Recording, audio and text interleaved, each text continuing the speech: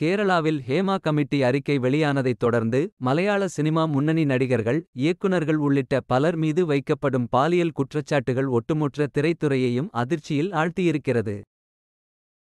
தொடர்ந்து பல நடிகைகள் தங்களுக்கு நேர்ந்த பாலியல் துன்புறுத்தல்களை போலீசில் புகாராக பதிவு செய்து வருகின்றனர். மறுபக்கம் தமிழ் திரைத்துறையில் இதுபோன்றவை இல்லை என்று ஒரு தரப்பினரும், இங்கும் இதுபோன்றவை இருக்கிறது என்று ஒரு தரப்பினரும் தெரிவித்து வருகின்றனர். இந்த நிலையில் மலையாள திரைத்துறையில் பரபரப்பாக இருக்கும் இந்த விவகாரம் குறித்து கேள்விக்கு பத்திரிகையாளரிடம் நடிகர் ஜீவா கோபப்பட்ட சம்பவம் பேசுபொருளாகியிருக்கிறது. தேனியில் இன்று துணிக்கடை திறப்பு விழாவுக்கு வந்த ஜீவா செய்தியாளர்களிடம் பேசுகையில், நல்ல விஷயத்துக்கு வந்திருக்கிறோம். நல்ல விஷயத்தை பேசுவோம். பல திரைத்துறைகளில் பல விஷயங்கள் நடக்கிறது.